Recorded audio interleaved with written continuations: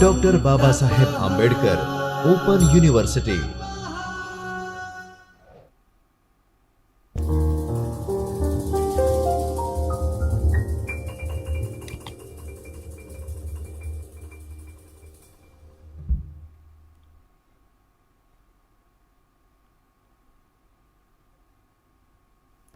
Namaskar.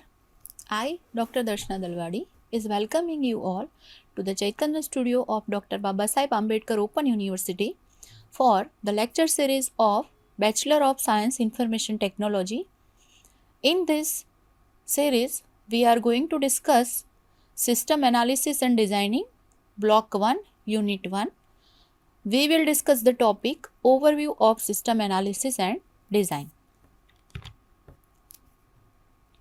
Dear students, as we know that we are having the subject system analysis and designing, so in today's lecture what we are going to discuss, that is, first is the introduction, means what is the meaning of system analysis and design, how it is helpful, when we are using, where we are using. Then after we will see constraints of a system, then properties of a system. After that we have elements of a system, and next we are having types of systems as well as system models and categories of information, and at the end we will see whatever we have discussed. Now let us start our discussion with the introduction of system analysis and design. Now, as we know that when we are talking about this system analysis and design, we can say that from different perspectives we will have different views about what it is. If we are talking about business, then we can say that in business, system analysis and design refers to the process of examining a business situation with the intent of improving it through better procedures and methods. This is from business point of view. What it indicates? It indicates that when we are talking about system analysis and design, then we can say that it is a process which will examine a business situation which will have the intent of improving the business through better procedures and methods. With the help of procedures and methods, it will try to improve it. System analysis and design relates to shaping organizations, improving performance, and achieving objectives for profitability and growth. System analysis and design is relating to the shaping of organization. It improves its performance and it helps to achieve objectives in terms of profitability and in terms of growth for the business. Organizations are complex systems that consist of interrelated and interlocking subsystems. Now, when we are talking about any organization, it is not so that only one system will be there. It will be a collection of subsystems which are interrelated with it as well as interlocking with it. So, one system is interrelated with another system and so on. With the help of this type of subsystems, we will have the whole organization which will serve as a complex system. When we have such type of systems, changes in one part of the system have some effect on another systems because they are interrelated and interlocking. Now, which type of situation it will have? It may have anticipation as well as unanticipation consequences in other part of the system. Based on one system, it may create anticipated or unanticipated consequences on other part of the system. Then we can say that when we are having systems, at that time we can say systems development can generally be thought of as having two major components: system analysis and system design. When we are talking about this system and we are talking about the development of it, so we can consider that we may have two major components. First one is system analysis and second one is system design. System design is the process of planning a new business system or one to replace or complement an existing system. Now we are saying system design. Design means either we can have a new system which we are going to plan, or we are having one system to which we are going to replace, or existing system is there, we are complementing it. So these things can be there in system design. What can be there? It may be a planning of new system, it may be a replacement of one system, or it may be a complement of existing system. While system analysis is what? This is about system design. Now when we are talking about analysis, then how we can define it? We can say system analysis is the process of gathering and interpreting facts, diagnosing problems, and using the information to recommend improvements to the system. What is system analysis? System analysis is the process of gathering and interpreting facts. We are gathering the facts and interpreting it, diagnosing the problems, and using the information to recommend improvements to the system. Now we are going to see system analysis in detail. Now when we are talking about system analysis, we can say that system analysis is a process of collecting and interpreting facts, as well as identifying the problems and decomposition of a system into its components. This is the meaning of system analysis. It is a process of collecting and interpreting facts, identifying the problems, and decomposition of a system into its components. System analysis is conducted for the purpose of studying a system or its parts in order to identify its objectives.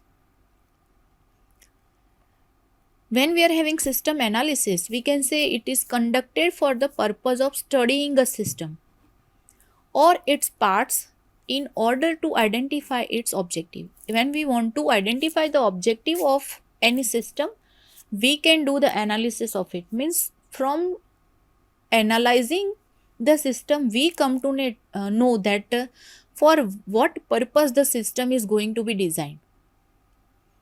It is a problem solving technique that improves the system and ensures that all the components of the system work efficiently to accomplish their purpose. This in system analysis is a problem solving technique that will improve the system and ensures that all the components of the system work efficiently to accomplish their purpose. From this discussion, we can say, students, when we are talking about the analysis, whatever right now we have discussed, from that we come to know that we will have at the end of system analysis that what the system should do. We are given a system to plan, we are given a system to design, we are starting system analysis, and we are doing the analysis of that. By it, we come to know that what the system should do. So we can say that system analysis specifies what the system should do. So after this, now analysis part is done. Second part we are having, that is system design. Now we are talking about the designing part, then how it will be in system, that we are going to see now. When we are talking about system design, we can say that it is a process of planning a new business system or replacing an existing system by defining its components or modules to satisfy the specific requirements. Now, what do you mean by system design? We can say it is a process of planning a new business system or replacing an existing system. And to do this means to plan a new business system or to replace an existing system, how it will do? By the help of defining its components or modules which will satisfy the specific requirements. The designing is done. Before planning, you need to understand that the old system thoroughly and determine how computers can best be used in order to operate efficiently.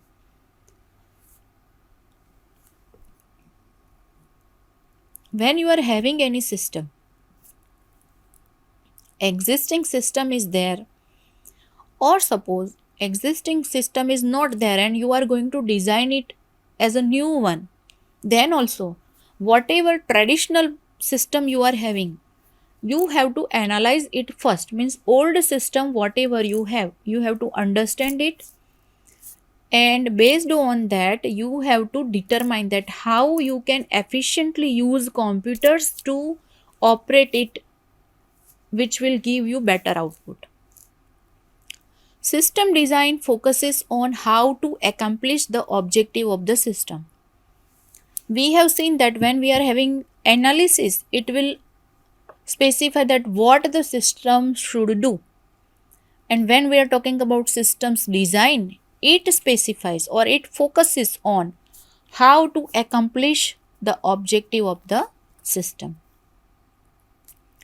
System analysis and design mainly focus on systems, processes, and technology.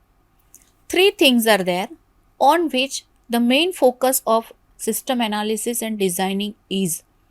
First one is system, second one is processes, and third one is the technology used in that system. So up to this we have just seen that what is system analysis and what is system designing, what they specifies, how it is useful in our work. Now we are going to see the definition that of a system. What is the system? We are saying system, but what is it?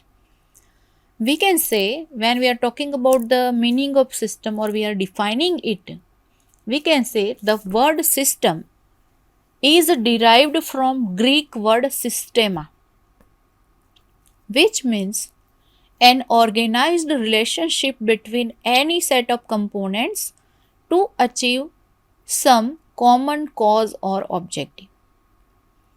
Now, what do you mean by this definition system? First, simply the system word is derived from one Greek word systema. The meaning of systema is organized relationship between any set of components to achieve some common cause or objective. In other terms, we can define a system like that. It is an orderly grouping of interdependent components which are linked together according to a plan to achieve a specific goal. We have a specific goal which we want to achieve. With the help of component, we are going to achieve it. How the component will be in that particular part? In it, the components will be interdependent as well as linked together and will help us to achieve our goal, whatever specific goal we have. So this can be the definition. What is it? A system is an orderly grouping of interdependent components linked together according to a plan to achieve a specific goal. So this is what about the definition. Now the second point we have, that is constraints of a system. Now when we are talking about the constraints of a system, we can say any system must have three basic constraints. Which are they? First one is, a system must have some structure and behavior which is designed to achieve a predefined objective. Whenever we are having any system, first constraint will be what? It must have some structure and behavior which is designed to achieve a predefined objective. Whatever predefined objective we have, to achieve it, some structure should be there in system, and the system should behave in that way only. Second constraint we have, that is interconnectivity and interdependence. It must exist among the system components. Why interconnectivity and interdependence is there? See, in our previous discussion, we have seen that when we are talking about any system, system is a set of different components which are interconnected, interlinked. If it is not so, then suppose we are having one subset of a system, second subset of a system, and these two are working separately, then we will not be able to get the output of whole system. So second constraint we have, that is interconnectivity and interdependence. The third constraint we are having, that is the objective of the organization. It is having a higher priority than the objectives of its subsystems. Third constraints will be of the objective of the organization. The priority of this the objective of the organization is higher than the objective of the subsystems. So whenever we are having any system, we will have three constraints. It must have it. First one is its structure and behavior. Second one is interconnectivity and interdependence. And third one, the objective of the organization. To better understand it, we are having one example which will give you the idea that if we have such type of system, then these three things are there in that system.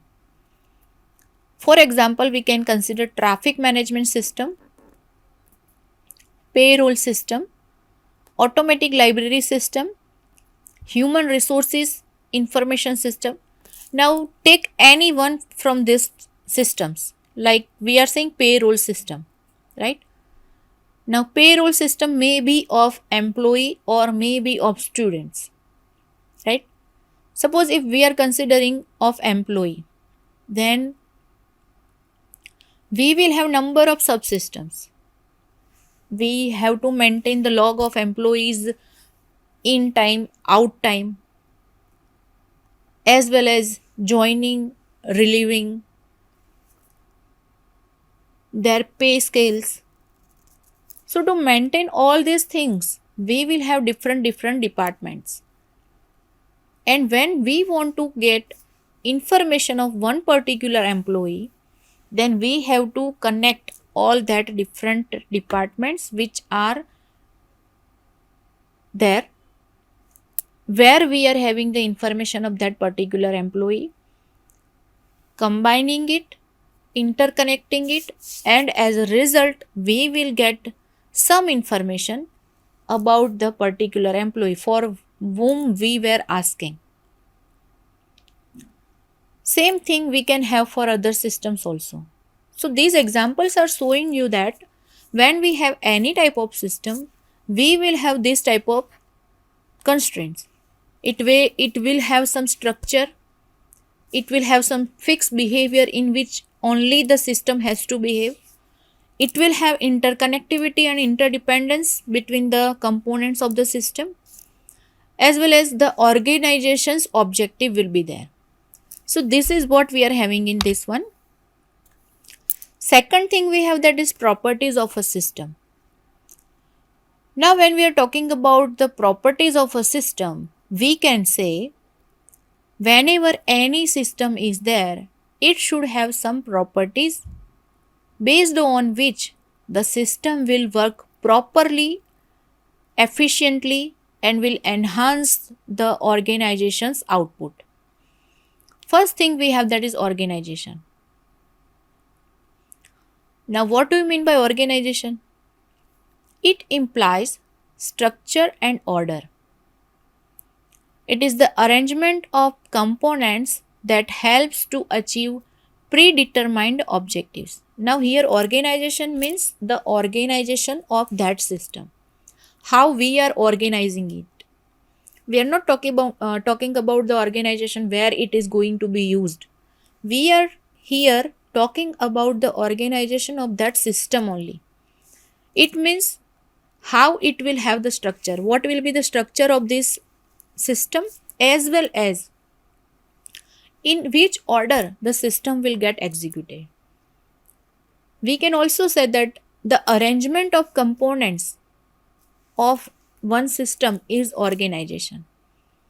And when we are having this arrangement of components arrangement will help us to achieve the predefined objective. Whatever objective of this system we have, that will be achieved with the help of these components only. So we have to provide proper organization in terms of structure as well as in terms of the ordering of the execution. Second property we have that is interaction. Now, interaction means what? It is defined by the manner in which the components operate with each other. Interaction means what? We can say that interacting.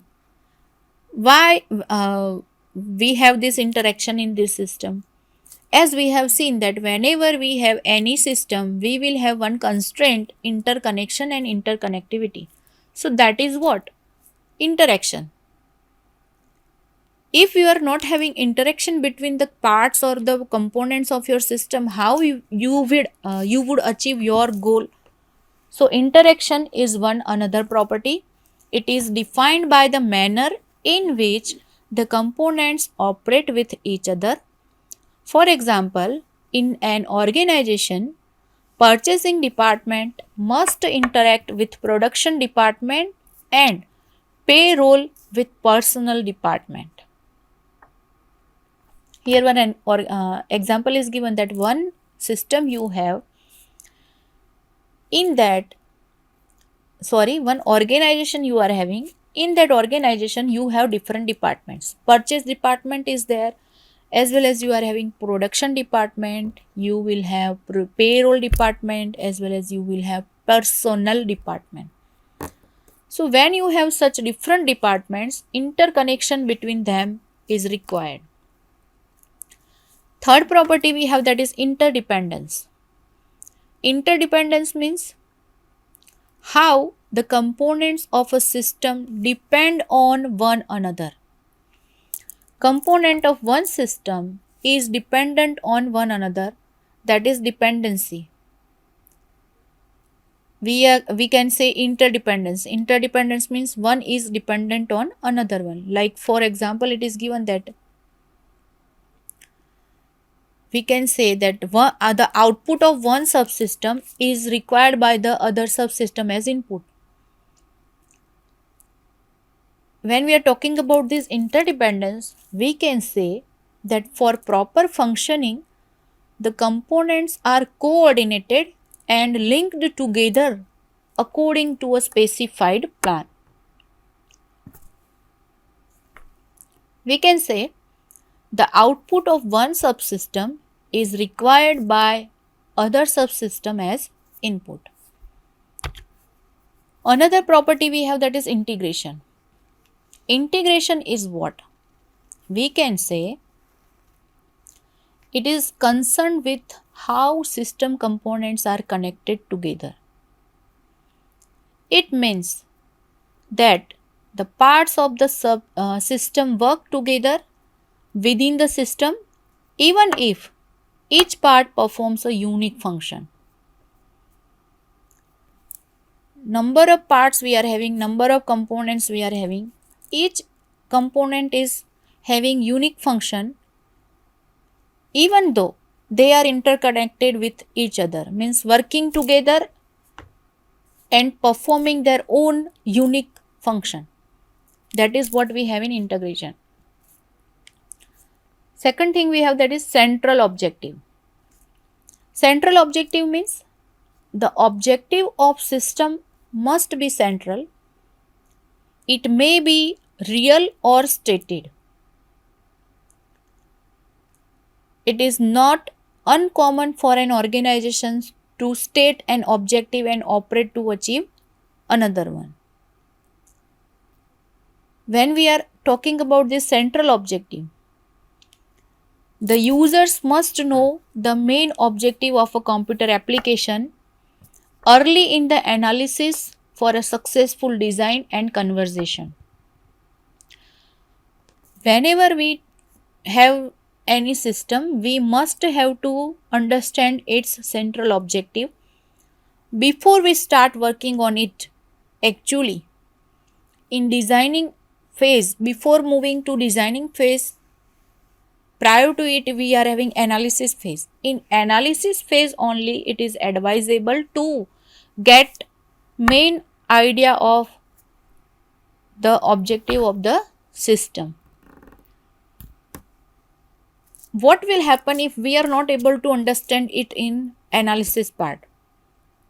If we are not understanding it properly in analysis part, then whatever designing we will do will affect the remaining part of the system. Like right now, I am doing the analysis of one system. I have considered 3 objectives. Actually, it is having 6 objectives.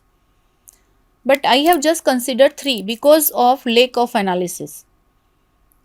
I have designed the system according to my analysis, which is containing 3 objectives. Now designing is done, and after designing, when I am delivering it, all other remaining parts are done and the delivery of the system is done. When delivery of system is done, at that time the user is giving the detail that 3 other requirements are missing in this system. Then what we have to do? We have to again start from the first portion. So it will consume the time, it will consume the manpower, it will consume the money, costing will increase, as well as the image of the team will also get decreased. So this is what we do not have to do. So to avoid it, we have to understand it better when it is in analysis phase. So learners, we are keeping up to the properties of a system in this lecture. Next point of remaining topics we will discuss in next lecture. Up to that, namaskar.